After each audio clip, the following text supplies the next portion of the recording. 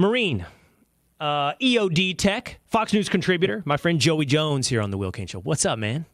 Hey, man, how's it going? I like that shirt, by the way. I like it a lot. I didn't like it enough to want to wear it myself, though. That's what I was going to say. You gave it to me. You told me you weren't going to wear it, so I don't know how much I should trust that you actually like the shirt. But I think it's because it's worthy. Texas. It's too Texas for me. It's not Georgia. That's it. Right. Yeah. Joey, if this were a Georgia Burlebo shirt, what would be the symbols of Georgia all over? Like I got cowboy boots, and I got white-tailed deer. I've got the state capitol. I've got all kinds of things going on here. Would you just have like Georgia peaches? Like what are the top three symbols of Georgia? Yeah, there are some companies that make shirts. Like I actually keep this shirt right here, this Georgia shirt around. This is from a company called Roebuck, and it's just the outline of the state of Georgia. That's the thing, is like Texas has so much of an identity that no other state really has. I mean, if it's Georgia, it's got to be like boiled peanuts and peaches. But, you go to South Georgia, you've got other stuff. North Georgia, you've got mountains. So you guys just have an identity that no other state has. And if I were you, I'd brag about every chance I get. Most Texans I know do. So that's just kind of is what it is. Yeah, I know. And I know that you lived in Texas for a while, and some of that bragging even turned you off, as would be expected for somebody prideful of where they come from, like Georgia. By the way, coming up in just a moment on the Will Cain Show, I'm going to rank my top 10 state flags. So we've got a good list for you coming up here on the Will Cain Show.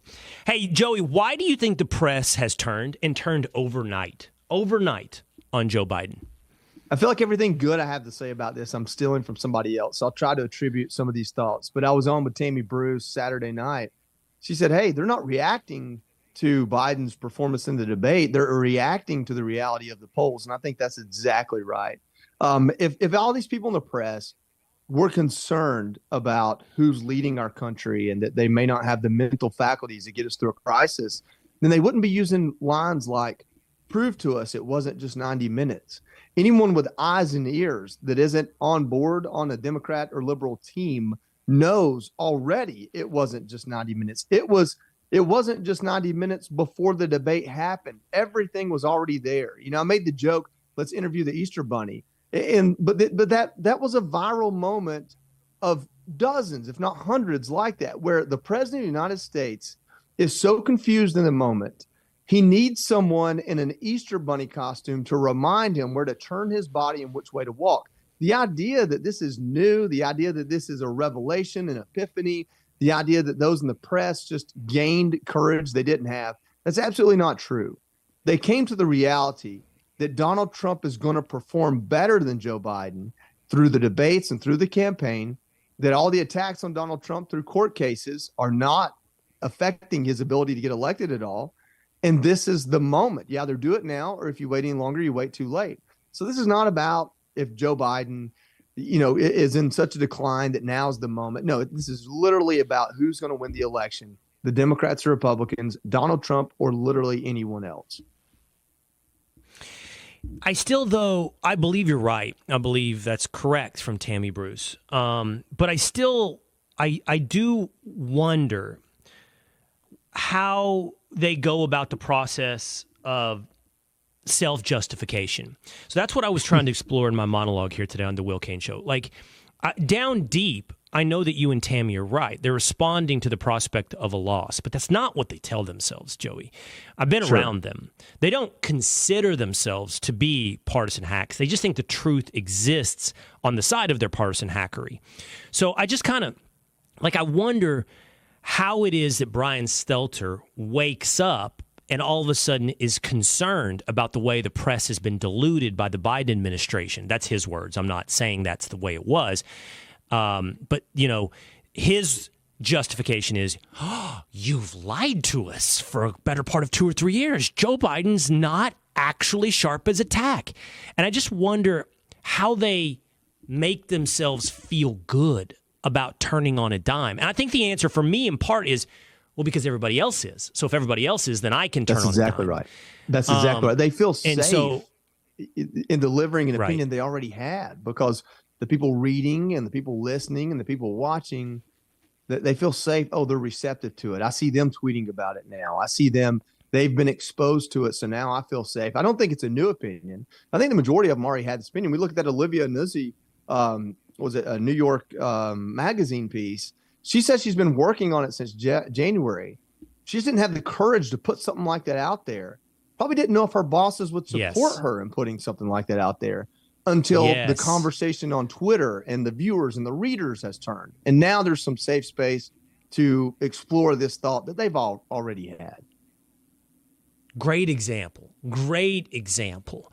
The timing of that piece and the fact that it came out literally a week after that debate from information that she had gathered in the fall and in the winter shows you exactly that. I think that she just felt safe. Oh, and by the way, we should give her a slight bit of an asterisk. It's possible, to your point on her bosses, she couldn't have gotten it published before. Exactly. That the editors wouldn't have pushed it through New York Magazine. So, what we're talking about, Joey, is like whether or not someone considers their job to tell the truth or whether or not somebody considers their job to carry the water for a party or an ideology.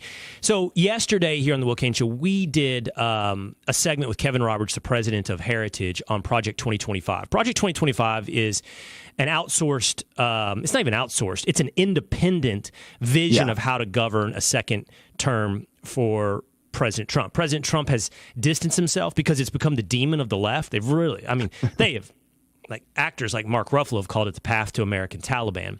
But we talked about it because I consider my job to be discuss the truth. I'd like to think I approach my job differently than those on the left. I both am honest about my biases. I have opinions and I share my opinions, but I also don't consider my job to carry water for the outcome of a political party. So this is the kind of comment we got yesterday, Joey, when it came to Project 2025. This is from YouTube. D-Row2 says, this project is raising a lot of eyebrows. Put it on the back burner and let's go for the win without any distractions. There's a lot of that. So I got criticism from the left and the right about that discussion. The right is, why are you talking about this? The left wants to talk about it. Why are you talking about it? And my answer to that, Joey, is because my job isn't to effectuate a quote-unquote win. My job is to tell the truth. And I'm really confident, by the way, that the truth leads to a win for what I believe to be right. No, I love that. I mean, let me tell you, I consider a good day a day where I open Twitter or X and I've gotten an equal amount of hate coming from both sides, because that means I was honest about something, and I enjoy that. If I go on there and say, like 9 times out of 10, I'm voting for President Trump over anybody the Democrats can put up there. I don't know if there is, probably 10 times out of 10. That's different than saying I know President Trump has the plan in place to go fix this country. The truth is, when he took over in 2016, I don't believe the country was broken. The country was held back. It was held back by policies that President Obama had locked himself into, probably later on in his tenure, wishing he hadn't, and policies that held our country back. President Trump came in and said, whoa, this is pretty easy. Let's get rid of some of this regulation. Let's get rid of some of this government interference and open ourselves up. And while we're doing it, let's not let these other organizations or treaties and countries like China take advantage of us. And all of a sudden, economic prosperity boomed, in part because people had more faith. And sometimes when you look at how money is traded and the economy grows, it's just people want to take a little bit more risk, and that does a lot for our economy. It's a lot different now. I think our country's broke. I think our country has a broken soul, a broken border, a broken military, a broken society, a broken defense, a broken Congress. In just about every metric, our country is not just being held back, but now it's defunct, deficient in a lot of ways. I don't know if President Trump has the playbook for that. I want to know more about what his plan is. It's great to not be Joe Biden, but that doesn't mean it's going to win after you win the election. It's going to actually fix things. So I would like to know more about this. This Project 2025 is 922 digital pages. It take me a month to read through it because I read slow because I'm from Georgia. If you read their top line, and you've gone through this, the top 4 tenets are things that I fully agree with as a singular sentence alone. How they look to implement it, I don't know. They tout the fact that they were influential in President Reagan developing his platform, but here's the reason why Project 2025 gets to own the conversation on the left. When President Trump ran in 2020, if I'm not mistaken, they never put out a party platform. They didn't actually put an agenda out. America first, secure the border, taglines and talking points, but they didn't write out an agenda like you normally do at a convention. I may be mistaken, but that's what I remember. And so if we do the same thing again, then something is going to own the conversation. They are going to be able to define you if you don't define yourself. Simply saying close the border isn't enough. Simply saying fix our military isn't enough. It's time now, going through the convention, to talk about what those policies look like and what you're going to do different. And I think that is our responsibility, not just as people in the media, but as people that vote. It's my responsibility as the leader of a household to talk about these things. I've got a 14-year-old son that loves to talk about politics, not because he decides something, but he's trying to learn. And so if I'm going to talk about these things, I need to be informed on who may influence the president. I mean, you look at the organizations signed off on this, and it's organizations that President Trump has showed up in front of and spoken to. So the idea that this could be influential in a positive or negative way that's worth the conversation. You know, Joey, a buddy of mine is Joe Tessitore. Joe Tessitore calls college football for ESPN, and he was just hired as of today as the new announcer for WWE. I remember the first time I ran into Tessitore at the halls of ESPN, he said, in his just unique and quintessential voice, talking about me on First Take, Kane, you are a counter puncher. You bob, you weave, you throw the counter punch. You wait for the mistake and you respond.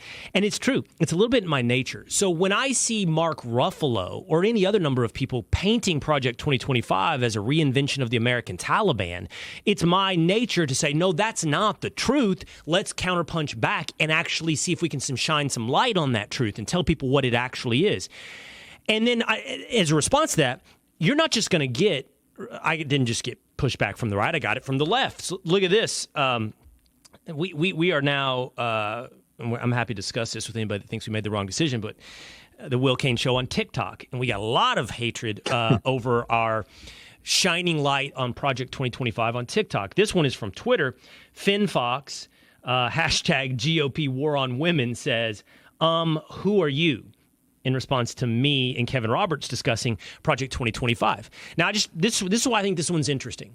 Okay, like we're not worthy, we're not big enough to discuss 2025.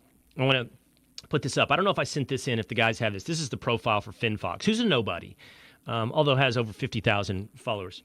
But this is the bio for Finn Fox. Politics, finance, government compliance, bus owner, consultant, farm boy in a big city, hashtag resist, hashtag fella, hashtag Biden Harris, hashtag support Ukraine. Okay, so they got all the bases covered. But my point is, for all of Finn Fox's investment in I don't have the capability to discuss Project 2025, he doesn't know I'm talking to the author of Project 2025. All he knows is what Mark Ruffalo or anyone else has told him about it. When you're getting it from the source, the author, at least in part, right, with President of Heritage, of Project 2025. So you have to push back. Otherwise, reality only exists according to Mark Ruffalo. No, absolutely. And that is the problem that Republicans have by and large. The Democrats and liberals, especially, like a budget fight's a great example. We know as conservatives or just people that have common sense, there isn't an unlimited amount of money in this world or in this country. Democrats understand that. Republicans in Congress understand that. If Republicans in Congress say, we don't need to spend money on this, we need to cut it, and Democrats ask for $3 trillion for it, well, the Democrats know that a compromise to the American people is $2 trillion or $1 trillion, which is still a lot further away from where Republicans want to be. There's a little bit of a home field advantage that liberals have when it comes to messaging about things like Project 2025 specifically, where the top 10 is restore the family as the centerpiece for American life. Well, if you don't go into detail about what that means and do it in an elevator pitch, right, it's easy to take that and turn it into, GOP war against women. It's easy to turn that into war against women, right? And that's before you even hit the abortion argument. That's just the idea of, oh, you think women should be married. There's a healthy argument about if women should be careerists. Right. And it doesn't mean I fall on one side or the other, but that is a healthy argument because at the end of the day, if a family doesn't create children, the human race goes extinct, and the woman's role in that is specific and unique.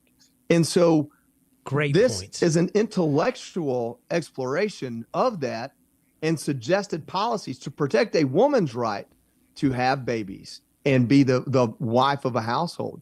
Doesn't say anything about her inability to have a career or have an occupation, but protect her right to have dignity in doing so. That's where this is society's rejection of those things. You can call them traditional values, call them conservative values. I call them what existed for thousands of years before we had the opportunity to sit around and think about stuff. I love you bring up the family element of it. Like, I'll be damned if I'm going to sit by because it's been appropriately demonized and allow focusing on the family to be turned into the path to the Handmaid's Tale. I'm not going to sit silent, even if I think it hurts me lose a race. I'm not going to sit silent while you demonize the family into the Handmaid's Tale. All right, let's switch it gears. Joey, you're a dude. One of the reasons you and I have always gotten along. We have a lot of commonalities and we have some differences. We're both from small towns. You served in the military. I did not. I have legs. You do not. So we have our commonalities and we have our differences. And the reason I bring up the legs is because I think it's going to be apropos to this discussion. I think you're going to be able to help me out.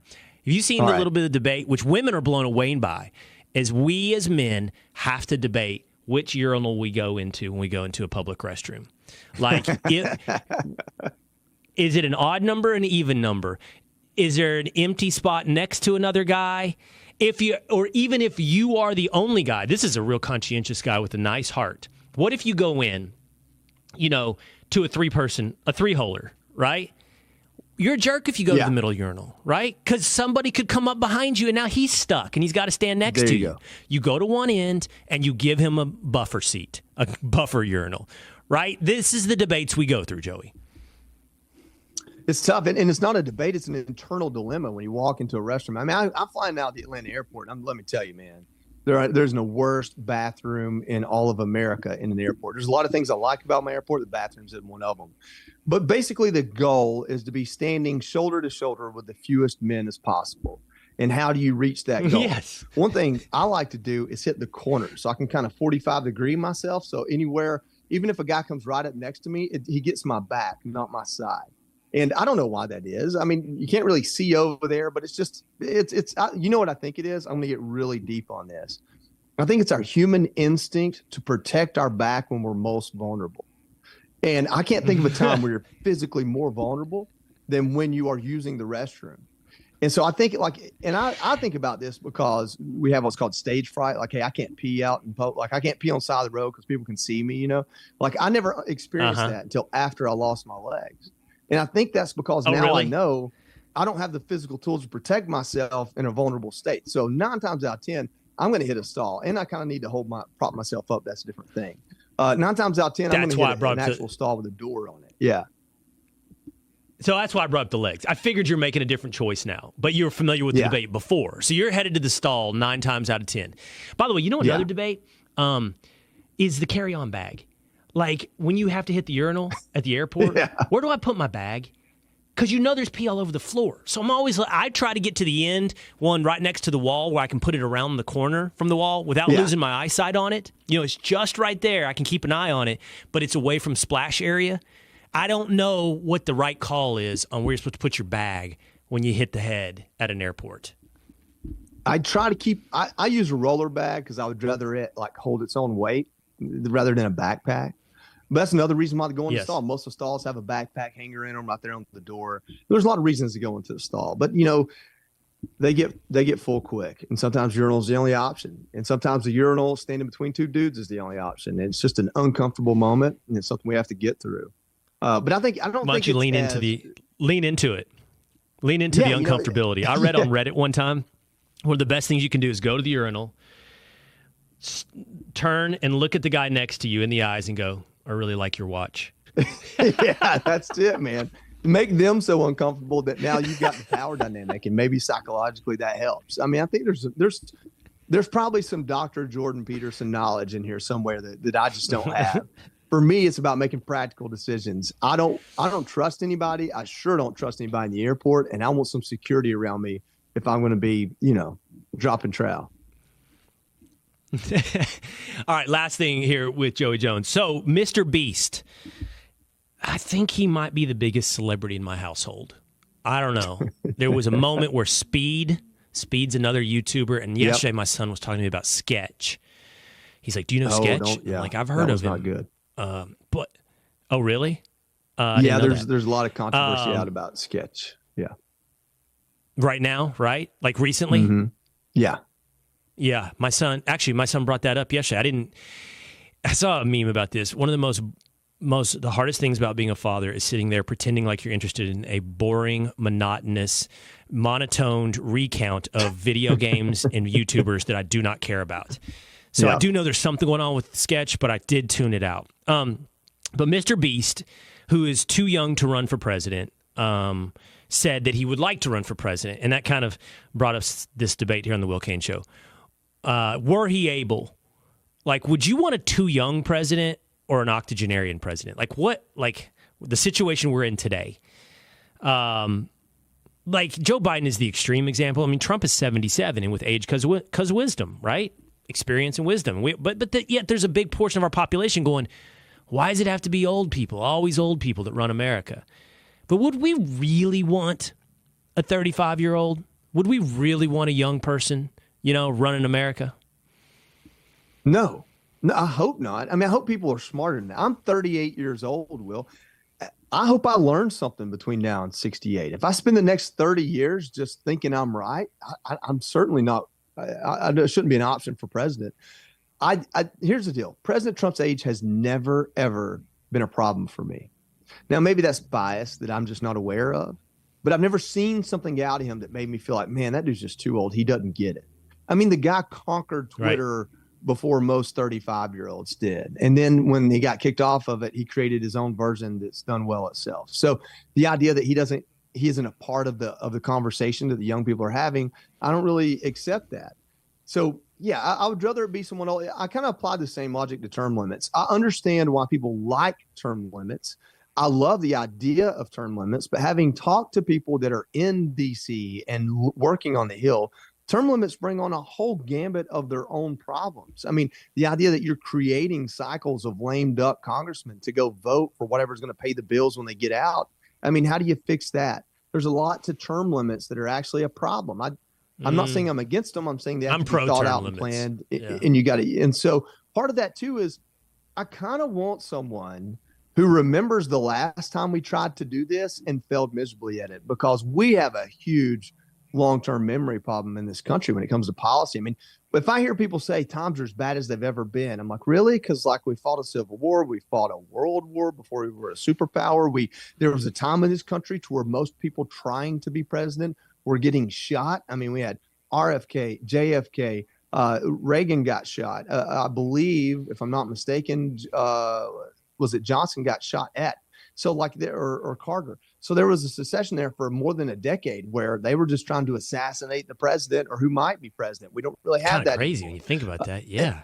When you think about the turmoil we've gone through as a country, things feel bad right now because we have these phones in our hand, not necessarily because they are the worst they've ever been, and because these phones in our hand have led to conversations like trans rights that in a lot of ways are ridiculous. But the idea that we don't have people in leadership that remember the hard times before, that scares me as much as anything. The idea that we wouldn't have a Speaker of the House that remembered the last time we went through this budget fight and can remember to maneuver around it. I mean, people think that Congress is this like legacy, like you fall into a seat in Congress and you automatically know all these things. No, there's a lot of members of Congress that are just you and me that got elected and they're figuring it out. And so you need some wisdom, you need some leadership. So different than age is intent. Like, why do you want to be there? If you're late in your life, in your 60s and 70s, you've got all your faculties, you've done very well, and this is your opportunity to give back or to create a change that's affected you in your business life, I think you're a whole lot better primed than a 40-year-old that sees nothing but stars because you haven't been around long enough to see the bad. I mean, not saying that 40 isn't around long enough, but there's a lot to learn in life. And the one thing I love about older people, go ahead. Yeah. I know you're rejecting the age requirement, you're setting it aside, but what do you think is the ideal age for a president? Like, I'll give you my answer. I'm guessing it's somewhere between 55 and 65. I think that's probably the ideal age for president. In today's world, I think you're absolutely right. I think I want someone who has had a chance to fail and succeed. At 38 years old, I haven't really failed yet. Maybe in little ways. But I'm going to make a career move that's probably not going to work out for me, and I'm going to have to recover for it. And I really haven't had a chance to fully succeed yet. I haven't achieved some goal I didn't think was insurmountable. I want someone that has that experience. I mean, I hate to say it, I feel like Donald Trump has that experience. Maybe in some ways Joe Biden does. I mean, he failed running for president, and he became president. They're in their 70s, now 80s.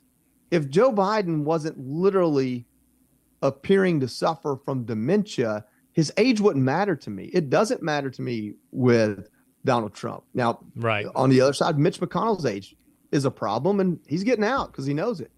So I meet 80-year-olds that are spry, smart, and with it. And I meet 60-year-olds like my dad died at 63, the last 5 years of his life. It was hard to communicate with him. And so age is a factor.